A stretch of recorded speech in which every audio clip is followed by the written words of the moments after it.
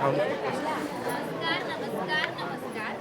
आम्ही SKSV महाविद्यालय लांजा म्हणजे सिनियर कॉलेज लांजाचे NSS विभागाचे विद्यार्थी तुमच्या समोर सादर करतोय एक प्रेरणादायी नाटक ज्याचं नाव आहे वंदे मातरम. वंदे मातरम. वंदे मातरम. आठवा ते दिवस, तो स्वातंत्र्य संग्राम, भारतवासियांच्या मनामनातला स्वातंत्र्याचा हुंकार, रक्ताचा कणांकण पेटवणाऱ्या क्रांतिकारकांच्या कथा, हसत हसत स्वातंत्र्याच्या बलिवेदीवर आपलं सर्वस्व वाहून टाकणारी ती कोवळी मुलं, त्यांचं आयुष्य ते काय 16, 18, 20, 22 वर्षाचं, पण आज मात्र भारताला स्वतंत्र करण्याची. या सर्व क्रांतिकारकांचा एकच मंत्र, एकच उद्घोष, एकच जयघोष, वंदे मातरम. वंदे मातरम. वंदे मातरम.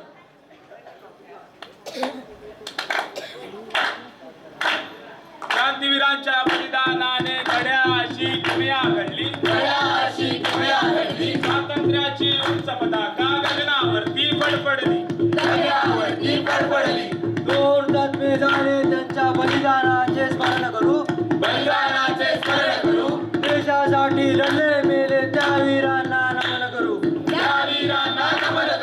भारतभूमीसाठी लढले त्या वीरांना विसरू नको. सात देशाला द्यावी मार्ग वाकडा धरू नको.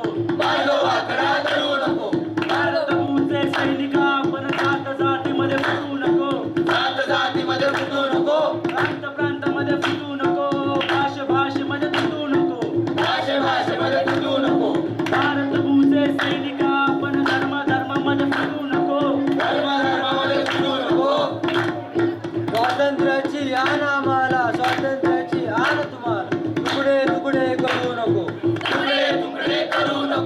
भारतभूमीचे सैनिक आपण मार्ग वाकडा धरू नको.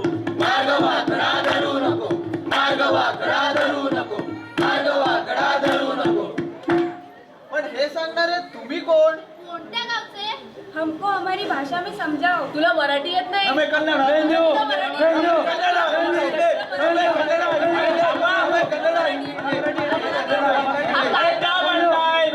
काय प्रकार झाला? सर्वजण आपापल्या भाषेवरून भांडत बसले तर कसं चालेल? अरे बस! असेच आपले स्वातंत्र्य सैनिक आपला प्रांत धरून स्वतःच्या स्वार्थासाठी, स्वतःच्या भागासाठी लढले असते तर देश स्वतंत्र झाला असता का? टिळक सावरकरांनी फक्त महाराष्ट्र बघितला असता, गांधीजींनी गुजरात, सुभाषचंद्र बोसांनी बंगाल आणि भगतसिंगाने फक्त पंजाब. तेव्हा जर तुम्ही असता तर एकाच्या जागी शेकडो देश तयार झाले असते. तेव्हा देशाला बांधून ठेवलं होतं एका मंत्रानं. होय, एका मंत्राने. तुम्हाला देश हवाय की देशाचे तुकडे? हो ना, मग बघा देशप्रेम काय असतं. देशासाठी त्याग करणं काय असतं हे सुद्धा, आणि तो मंत्र कोणता हे सुद्धा. किर्र काळोख्या रात्री गणेश खिंडीच्या त्या निर्जन रस्त्यावर चाफेकरांची 3 भावंड बंदूक व पिस्तूल घेऊन दबा धरून बसली होती. तिघही तरणी मुलं, तिघांचीही लग्न झालेली, दोघांना तर मुलं बाळ आहेत. त्या मुला बायकांना घरी सोडून त्या सुनसान सडकेवर जीवाचे कान करून वाट बघतायत. गोंधे आला रे या शब्दाची. जीवाचे कान करून का बसलेत त्याचं कारण सुद्धा तो मंत्रच. गोंधळ आला रे. आला दागर. वंदे मातरम.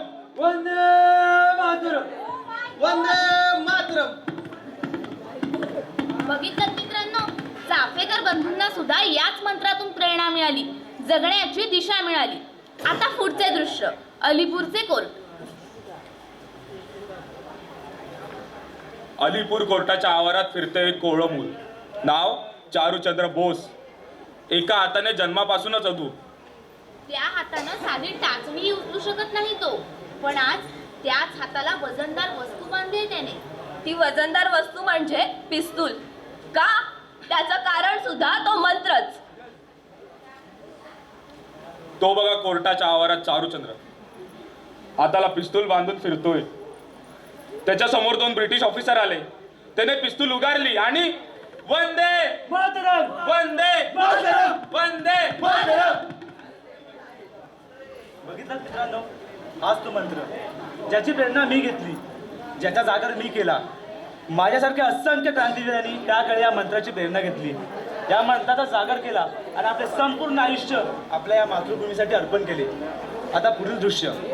बंगालात फासावर लटकणारी एक मुलगा आपल्या आईसोबत उभा होता आणि त्याची आई म्हणते, खुदिराम, आता माझं कसं होणार? एकतर मी विधवा आणि त्यात तूही चाललास. आई, मी फक्त तुझा नाही तर या माझी दुसरी आई या भारत मातेचाही विचार करतो. एकदाच परवानगी द्यावी. हा असा जातो आणि असा फिरून मागे येतो. 10 महिने 10 दिवसांनी मावशीच्या पोटी जन्म घे आणि जर तू मला ओळखलं नाहीस तर माझ्या गळ्याकडे पहा, फासाचे ओळ दिसतील, तेव्हा ओळख मी तुझा खुदिराम आहे. खुदिराम, तू माझा मुलगा आहेस याचा मला सार्थ अभिमान आहे. तुझ्या या धैर्यातून प्रेरणा घेऊन यांच्यामधून असे लाखो खुदिराम तयार होतील आणि आपली भारत माता त्यांना नेहमीच असा आशीर्वाद देईल. तथास्तु. वंदे मातरम, वंदे मातरम, वंदे मातरम, वंदे मातरम, वंदे मातरम, वंदे मातरम, वंदे मातरम. कुठे कमावलं त्यानं हे वाघाचं काळीज? त्या मंत्रातून. वंदे मातरम. या मंत्राची जन्माची गोष्ट सुद्धा मजेदार आहे भाऊ. हा तेव्हाचा काळ होता जेव्हा ब्रिटिशांची राजधानी होती कलकत्ता. तेव्हा तिथल्या एका लेखकाने एक कादंबरी लिहिली होती. नाव होतं आनंदमठ. लेखकाने कादंबरी ऐकायला त्याच्या मित्रांना बोलवलं होतं. लेखकाचं नाव होतं बंकिमचंद्र चट्टोपाध्याय.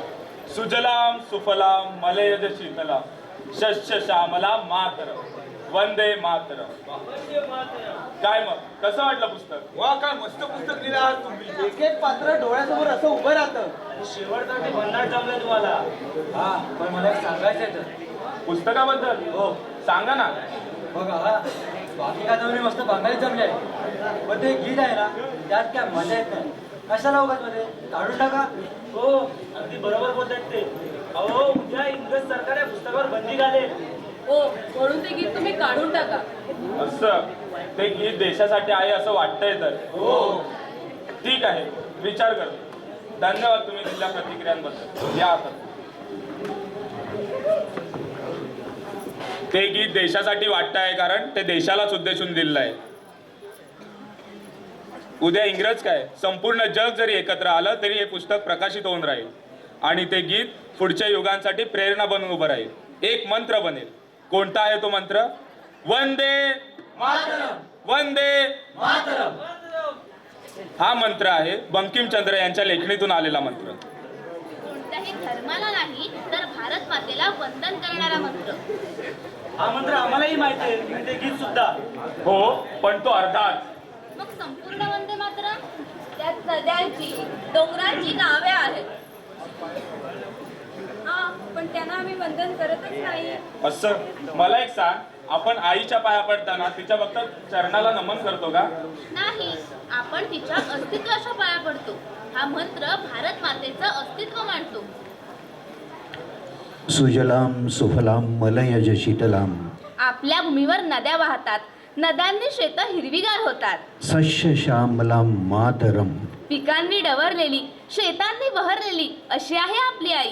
शुभ्र ज्योत्स्ना पुलकित यामिनीम आनंदाने भरलेली, चांदण्याने न्हालेली अशी माझ्या देशातील रात्र.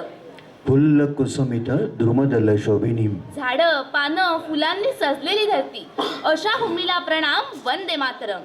सुहासिनीम सुमधुर भाषिणीम ती सुख देते, आशीर्वाद देते. सुखदाम वरदाम मातरम ती नेहमीच गोड बोलते. ती सुख व आशीर्वाद देते. वंदे मातरम. पण पुढच्या ओळी?